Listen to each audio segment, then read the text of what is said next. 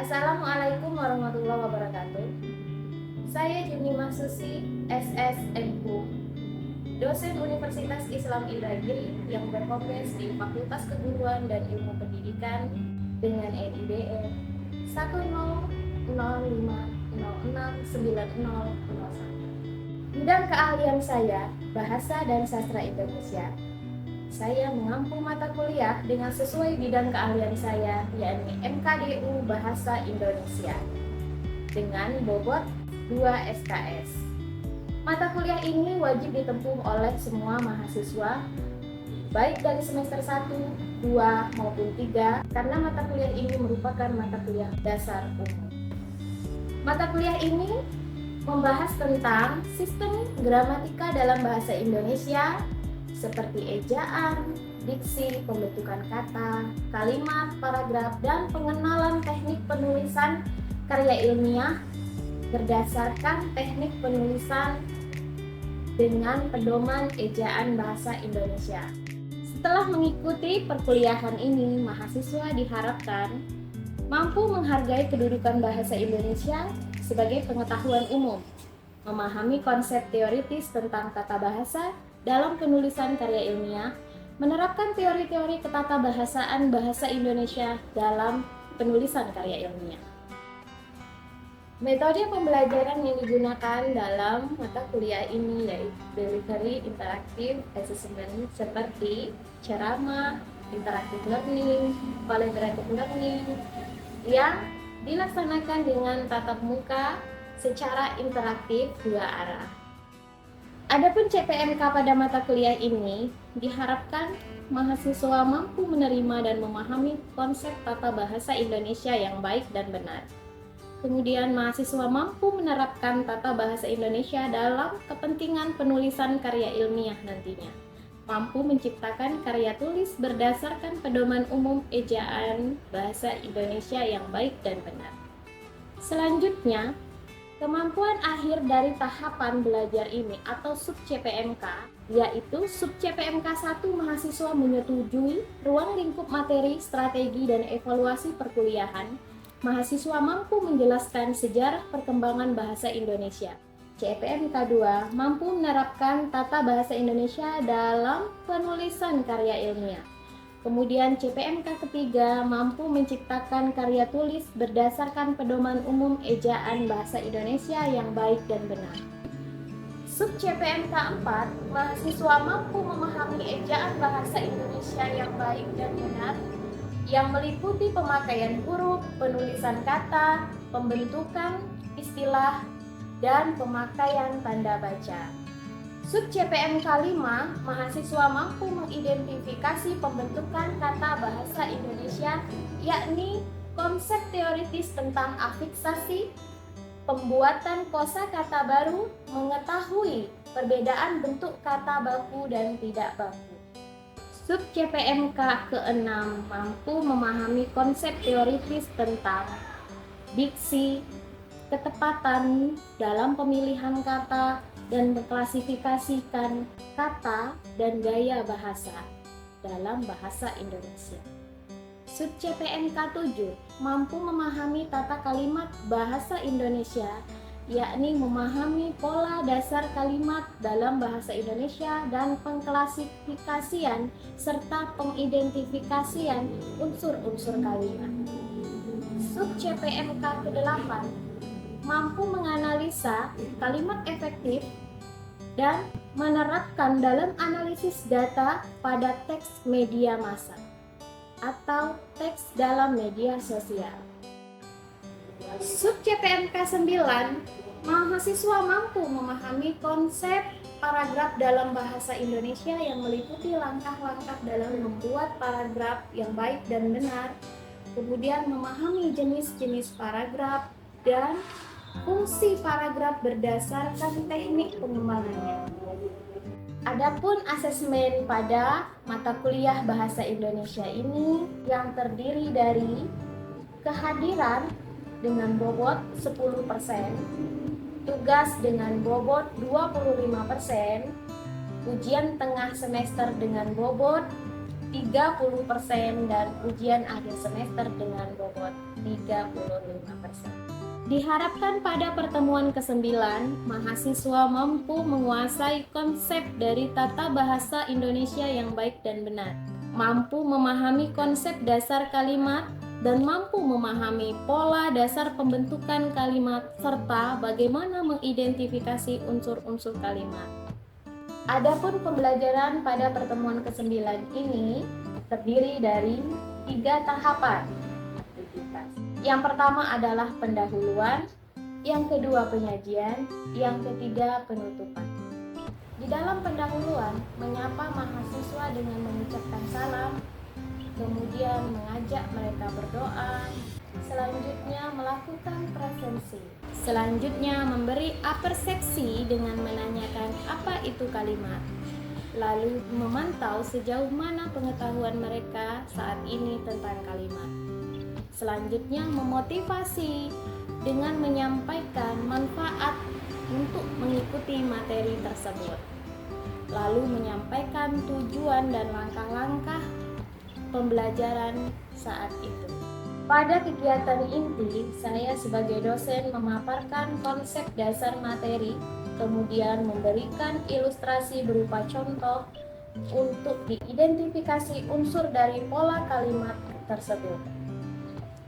Selanjutnya, mahasiswa diberi kesempatan untuk maju menuliskan hasil dari identifikasi contoh kalimat, kemudian diberikan kesempatan kepada peserta yang lain untuk merespon hasil dari identifikasi mahasiswa tersebut. Lalu, klarifikasi hasil identifikasi. Pada penutupan, mahasiswa dan dosen menyampaikan kesimpulan atau evaluasi dan melakukan refleksi pada pembelajaran saat itu. Adapun bagaimana cara saya menyampaikan materi tentang kalimat pada mata kuliah Bahasa Indonesia ini dapat kita saksikan pada video micro teaching berikut ini.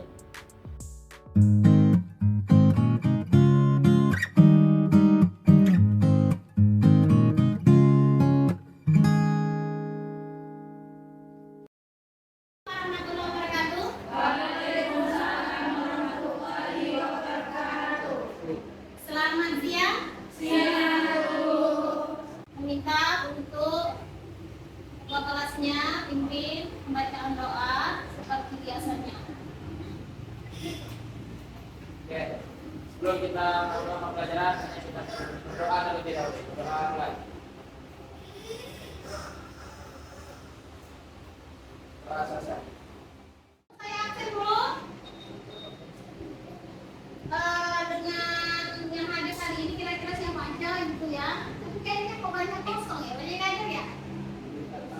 Ada yang belum datang juga. Oke. Yang pertama Lydia, hadir. Rahma, Hadir, Bu. hadir. Anissa, Pepi, hadir. Luciana, Nur Aina Putri, Dela, hadir. Renta. Jadi hari ini materi kita akan membahas tentang tata kalimat.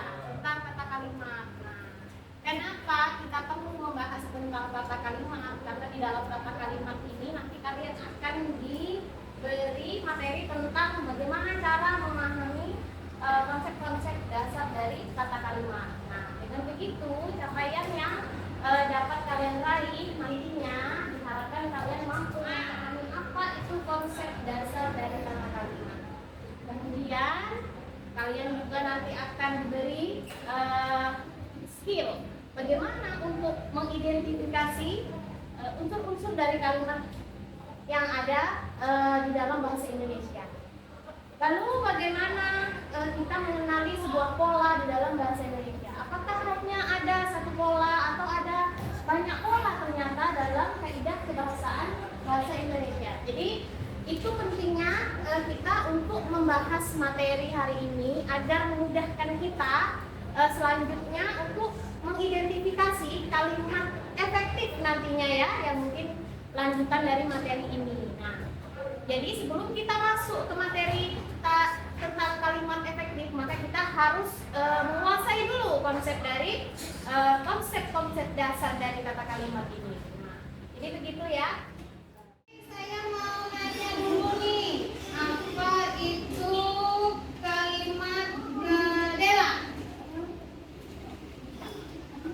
Apa itu kalimat dela? Kalimat ini kan sudah pernah kan kamu temui di bangku kuliah, sebelum bangku kuliah di SMA, SMP mungkin, SD juga udah ya.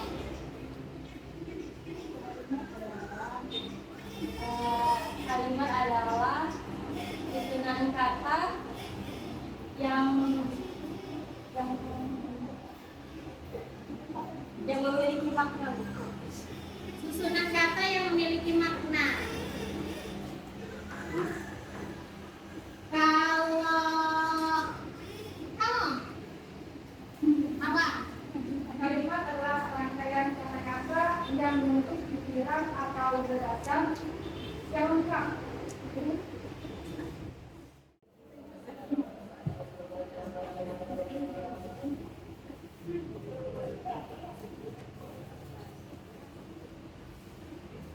Kalimat. Kenapa?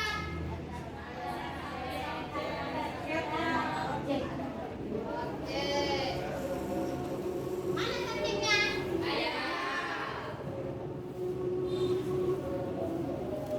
Predikatnya?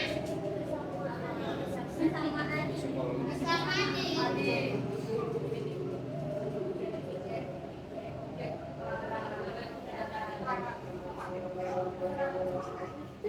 SPOK. Ini bukan kalimat. Bukan. Oh, tidak usah. Kenapa? Subjek. Jadi itu bukan kalimat. Oh. Kenapa saya bilang oh? Maka perlu kita ketahui.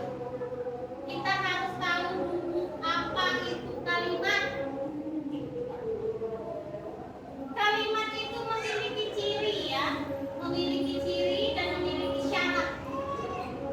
Biasanya yang namanya kalimat itu sekurang-kurangnya terdiri dari subjek dan predikat. Sekalipun dia hanya seperti frasa, tapi kalau dia bisa memenuhi syarat tersebut, maka dia disebut sebagai kalimat. Saya datang, tapi di sini saya menggunakan es kecil saja dan tidak saya beri tanda baca. Itu dia bukan kalimat. Lupa tidur. Kalimat subjeknya mana?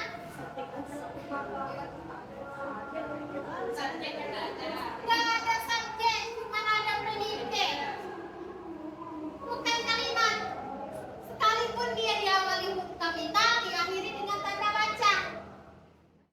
Jadi kalimat itu kan karena dia panjang atau pendek susunan kata, tapi dia sebentuk ujaran yang di dalamnya terdiri dari sekurang-kurangnya ya paling minimal itu ada subjek dan predikat. Kalau lebih bagus ya. Karena memang unsur lengkapnya ada subjek, predikat, objek, keterangan, lengkap ya. Nah, tapi kita kan tergantung kepentingan dari gagasan yang akan disampaikan. Ujaran itu minimal sekurang-kurangnya ada subjek dan predikat. Lalu apakah itu cukup? Tidak cukup. Harus ada huruf kapital dan diakhiri tanda baca. Tanda bacanya harus titik? Enggak.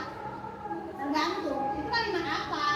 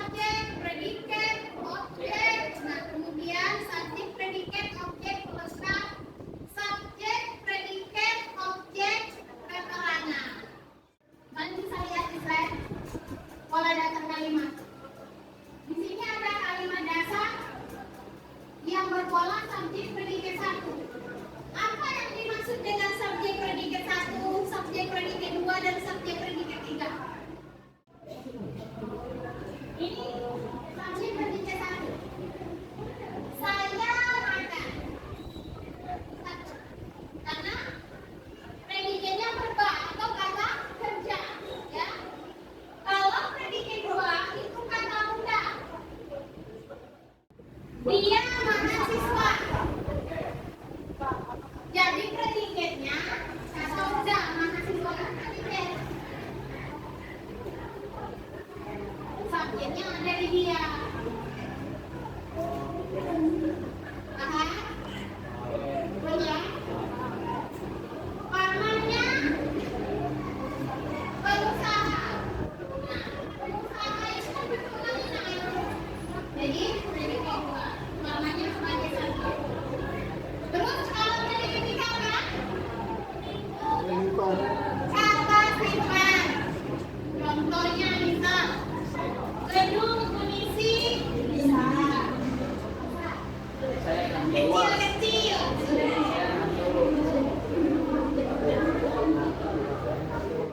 Gedung munisi kecil-kecil. Subjeknya gedung munisi kecil-kecil sebagai kata predikat tiga atau kata sifat. Paham ya untuk tiga pola dasar ini? Oke. Tapi bisa lanjutkan ke subjek predikat keterangan.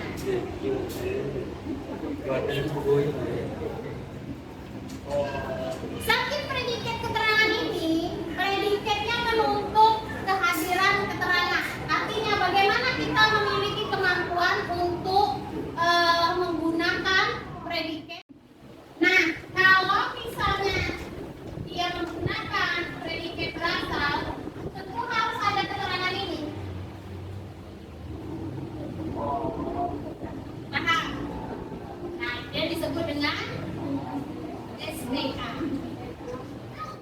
Kemudian ada pola SPEPL. Nah, kalau SPEPL ini subjek predikat pelengkap.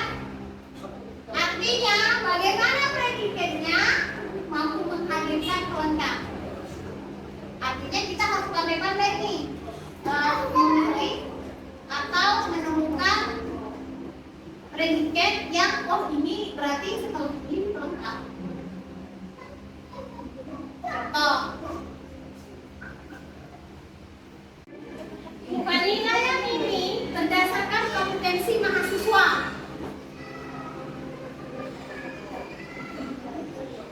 Subjeknya penilaian ini subjek berdasarkan predikatnya kompetensi mahasiswa sebagai pelengkap. Misalnya penilaian ini berdasarkan gitu aja bisa? Atau warung itu kemasukan bisa? Perlu? Untuk ada kata pelengkap. Untuk pelengkap kalimat tersebut menjadi sempurna ya. Nah, subjek predikat objek di sini artinya dia menggunakan kata kerja transitif untuk predikatnya. Kata kerja transitif itu artinya dia menunjukkan kehadiran objek. Kalau tidak ada objeknya, maka dia bukan kata kerja transitif. Tapi kalau ibu memasak, butuh objek? Butuh. Masak? Nasi. Kemudian subjek, predikat, objek, pelengkap ini merupakan bentuk kata kerja dui transitif. Ayo, kalau tadi transitif ini ada dui transitif. Dui itu apa sih? Dua. Lebih dari satu berarti banyak berarti ya. Berarti ada banyak makna di dalam predikatnya ini. Contoh, Alvita memukuli Said dengan balok besar.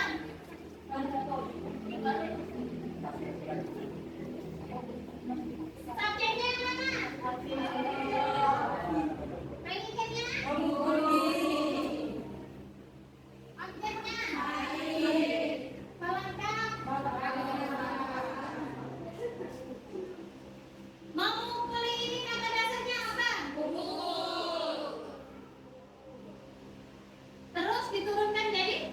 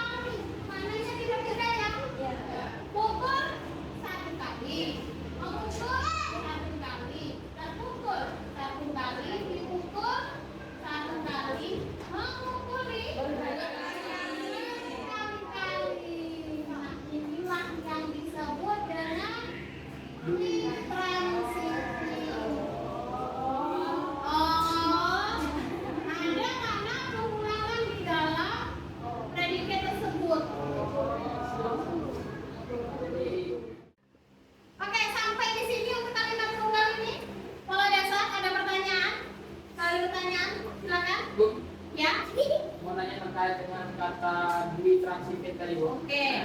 Nah, kalau kata ulang Bu termasuk kata dwi transitif mengulangi.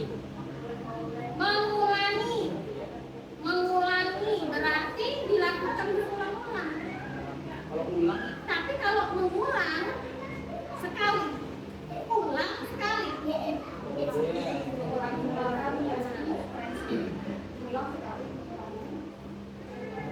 kali-kali mengulang sekali. Hah? Oke, ada lagi? Untuk kalimat tunggal, sebentar lanjutkan.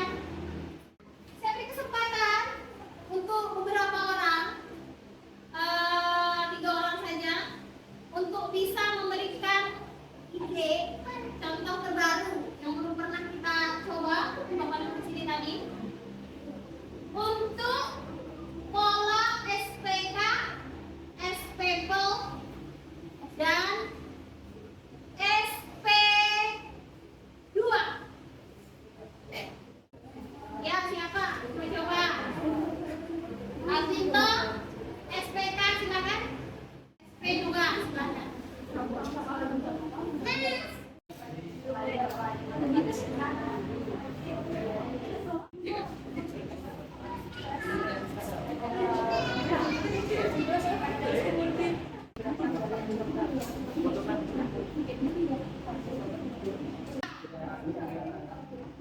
Udin dari Amsterdam, maksudnya dia mau buat bahwa si Udin itu dari Amsterdam, tapi tidak punya credit card. Ulang. Udin kan Oke, ulang dari. Udin pulang dari berarti belum inovatif dan masih menggunakan credit card berasal.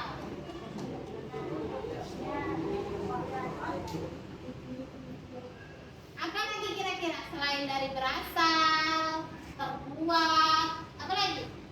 Terdiri dari Harus sekali ya. tiga. Didatangi itu berarti banyak pembeli datang, bisa ditransitif, cuma ini belum ada pelengkap. Didatangi artinya banyak, ya, tapi belum ada pelengkapnya, berarti ini belum SPPO. Udah paham belum? Atau masih bingung? Boleh ditanyakan. Ayo, yang masih bingung boleh ditanyakan.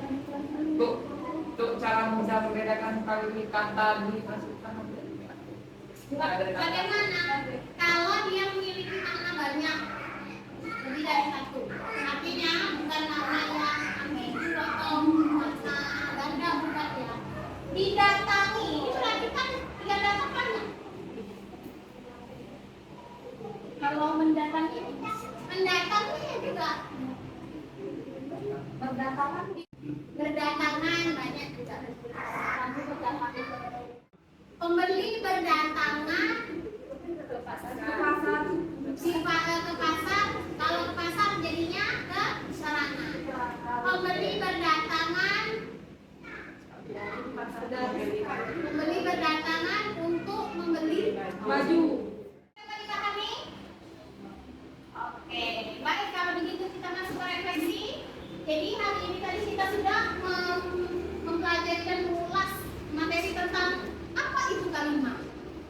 Lalu bagaimana pola-pola dasar di dalam kalimat bahasa Indonesia itu? Terdiri dari berapa macam pola itu? Dan apa? Kalimat adalah ujaran yang terdiri dari sekurang-kurangnya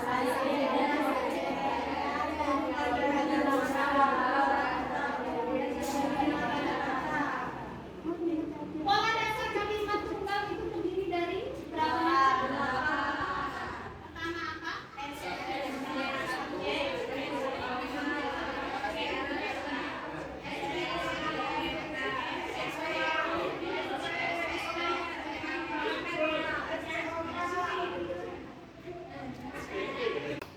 Untuk hari ini tidak ada pertanyaan lagi.